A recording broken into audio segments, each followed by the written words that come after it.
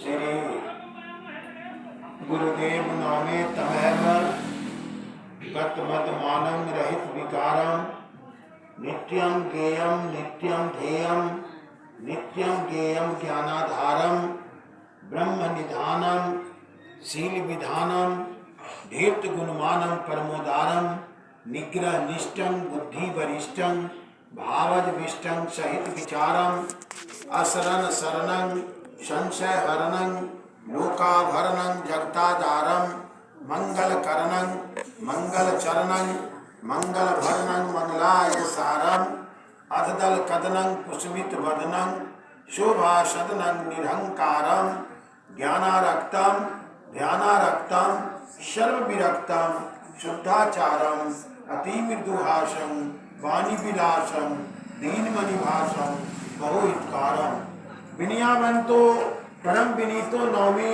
सदाहं गुरु पदचारम।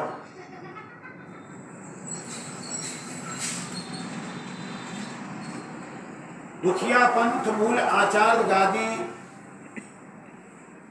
जितवरिया जिला समस्तीपुर थाना कल्याणपुर द्वारा सत्संग भजन ध्यान भंडारा का आयोजन के वास्ते हमारे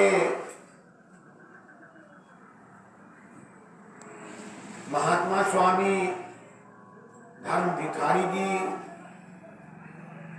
धर्म निर्धारी जी दरभंगा के हायाघाट के रहने वाले हैं। नाजिरगंज निवासी साध्वी धर्मनी, साथ ही हमारे चंद्रधारी स्वामी, ये तमाम संत भ्रमण में निकले हैं और संत समागम में उपस्थित हैं। आज मुकेश जी के दरवाजे पर, साथ ही देवी जी के द्वार पर मुझे मौका मिला है। यह सत्संगी प्रेमी है और श्रद्धा आस्था विश्वास है, संत समागम में निष्ठा है और जो श्रद्धालु होते हैं वो श्रद्धा पूर्वक गुरु पूजनोत्सव, संतों का समागम और हरि का कथा करवाते हैं। तो आज मुझे इस जिला पूर्वी चंपारण मोतिहारी है में आज रात्रि का यही विश्राम होगा और यही भगवत भजन है। अब मैं कुछ विषय वस्तु पर चलना चाहता हूं कि आखिर इन्होंने गुरु बाबा शब्द का उच्चारण किया। गुरु बाबा है कौन?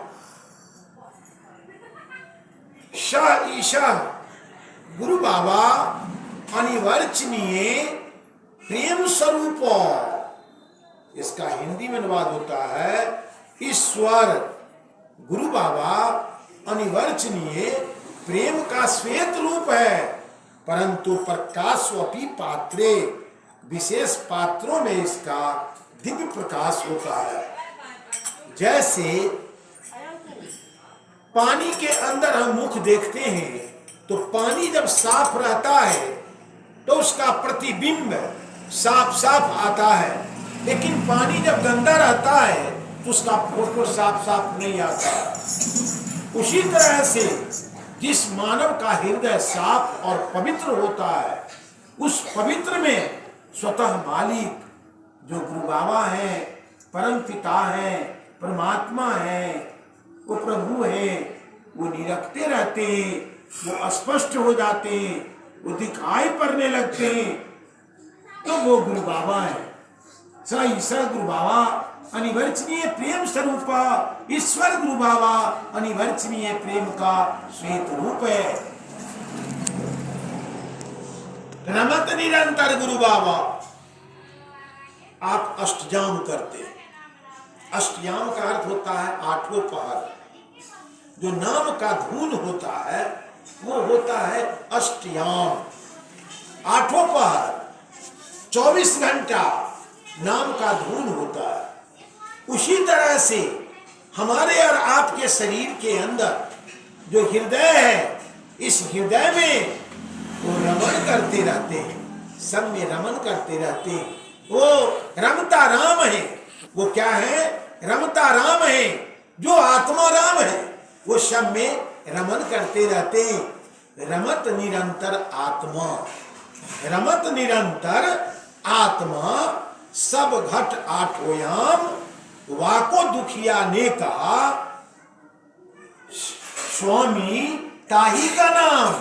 स्वामी कहते हैं मालिक को। मालिक जो विश्व का मालिक है, संसार का मालिक है। चर अचर चराचर अंडक पिंडक रुकमज स्थावर जितने जीवा जंतु हैं, जो जीव है उस जीव में जीवात्मा है, वो सब के मालिक है। दुनिया का मालिक एक है, उसका नाम अनेक है। हम अनेक नाम से उनको पुकारते हैं। उन्हीं का नाम कृष्ण कहते हैं, उन्हीं का नाम मुरारी कहते हैं, उन्हीं को हलधर कहते हैं, उन्हीं को गोपाल कहते हैं।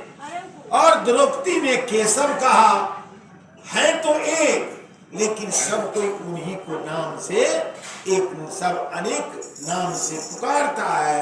उसी तरह से हम श्री गुरु बाबा कहके उनका संबोधन करते हैं। तो इन्होंने कहा स्वामी शब्द। स्वामी माने होता है मालिक। जैसे गाड़ी का कोई मालिक होता है, ऑनरशिप उसके नाम का होता है। जमीन का कोई मालिक होता है। अभी हमारे जो देवी जी ललिता जी हैं, ये मकान के जमीन के ये मालिक हैं, ऑनरशिप हैं। तो कोई विश्व का मालिक है, संसार का मालिक है। वो मालिक सब दिन से है, पहले भी था, अभी भी है, आगे भी रहेगा।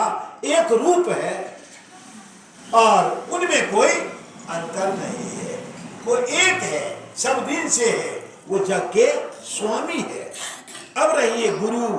गुरु की महिमा को इन्होंने बखान की है, तो विशेष नहीं, संक्षेप में मैं गुरु से संबंधित कर देना चाहता हूं। कोई हनुमान चालीसा पढ़ते हो मैं, उसमें सर्वप्रथम क्या है? श्री गुरु चरण सरोज रज जी।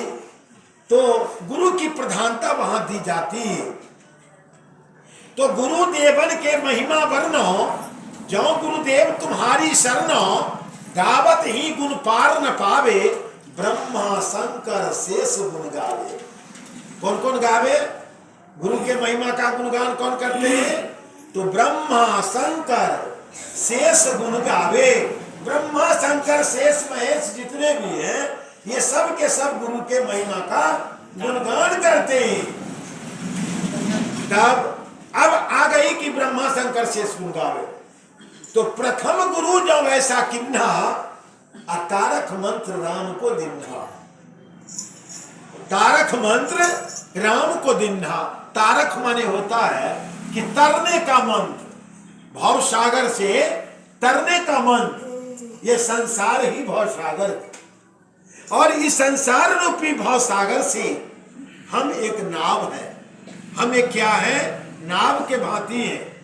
तो हमको तरने का मंत्र भगवान राम, तारक मंत्र राम को दिन्हा। कौन दिन्हा? तो वासिष्ठ मुनि गुरु ने दिन्हा। भगवान राम को वासिष्ठ मुनि भवसागर से तरने का मंत्र कौन दिए? वासिष्ठ मुनि। तो तारक मंत्र राम को दिन्हा। कौन? वासिष्ठ मुनि। जब वो भगवान स्वयं अपने प्रभु थे, अपने सब कुछ थे, बहुत से उनके भक्त हैं, फिर उनको तरने का मंत्र लेने की कौन सी जरूरत पड़ गई? उनको क्या जरूरत पड़ा कि वो वासिष्ठ मुनि के कुटिया पर जाकर के और भवसागर से तरने का मंत्र लेते हैं कि हे गुरुवर, हमको भवसागर से हम कैसे पार उतरेंगे जी। जबकि केवट ने कहा था कि नाई से नाई पैसा नहीं लेता, घटमार से घटमार पैसा नहीं लेता। ये तो हे प्रभु, हम हैं नदी नाला के पार उतरवैया और आप हैं भवसागर के पार उतरवैया। उसके बावजूद भी वासिष्ठ मुनि से उन्होंने भवसागर तरने का मंत्र किनसे लिए? वासिष्ठ मुनि। तब वासिष्ठ मुनि कुल पूज्य हमारे, जिनके कृपा धनुजरन मारे। कि वासिष्ठ मुनि हमारे कुल पूज्य गुरु है, फिर उनको गुरु के शरण में जाने की क्या जरूरत थी?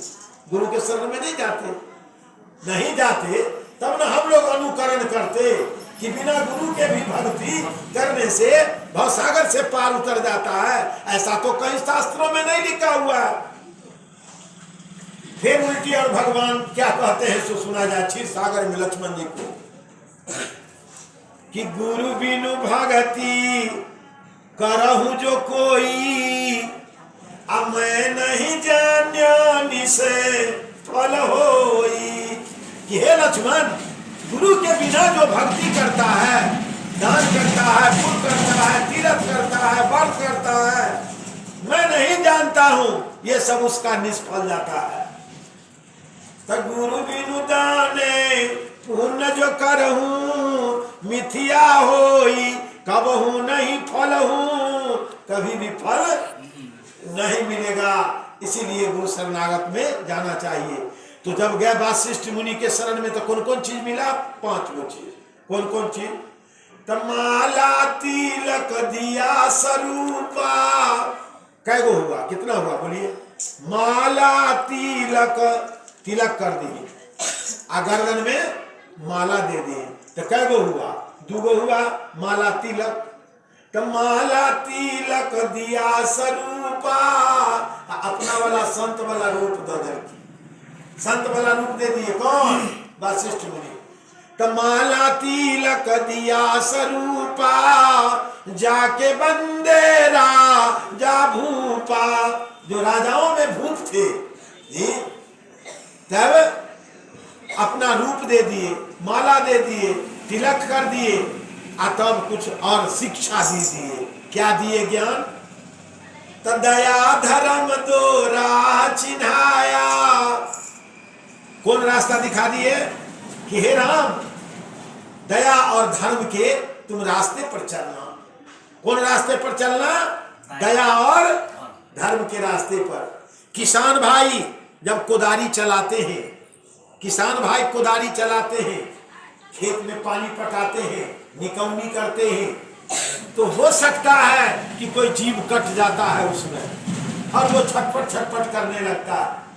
तो हजरत मोहम्मद कुरान में भी कहा, मुसलमानी धर्म में भी कहा कि तुम्हारे द्वारा, तुम तो मारना नहीं चाह रहा था, तुम्हारा उद्देश्य था खेती करना, फसल उगाना, लेकिन तूने कोदारी जो चलाया, खुरपी जो चलाया, तो उसमें कट गया। जब कट गया तो केस डायरी जब जाता है सीजीएम के यहाँ, मुख्य दंडाधिकारी के यहाँ, तो डायरी जब केस जब फाइनल होता है तो लिखता है ओनली मिस्टेक, यानी भूल बस ऐसा हो गया। कट गया तो थोड़ा कोदारी रोक दीजिए, रोकने के बाद ध्यान कीजिए, है ना, अपने स्वामी पर, गुरु बाबा पर कि हे मालिक, हमने तो इसको काटना नहीं चाहा, लेकिन जैसे जीव हम थे वैसे भी जीव यह भी था, हमसे कट गया या हमसे भूल हुई, हमने जान के ऐसा नहीं किया। ये तो मुसलमानी धर्म में भी कहता है। देखिए, इस संसार में जितना भी धर्म है सबका सार वस्तु एक है, दो बात नहीं कहता। हमको आपको समझदारी में फेर है, लेकिन बात एक है। कहता है कि प्रत्येक मनुष्य के कंधा पर मुनीम बैठा होगा। मुसलमानी धर्म में कहता है कि प्रत्येक मनुष्य के, स्त्री हो या पुरुष हो, कोई जाति का हो, उसके कंधा पर मुनीम बैठा होता है, जिसको मुंशी कहते हैं। लेखा जोखा करने वाला को क्या कहते हैं? मुंशी, मुनीम। वो मुनीम प्रत्येक कंधा पर बैठा रहता है, डायरी लेकर के और कलम लेकर लिखता रहता है। अगर भूल किया तो मानो कि हमसे भूल हो गया तो तुम्हारा वो डायरी में नहीं लिखाएगा।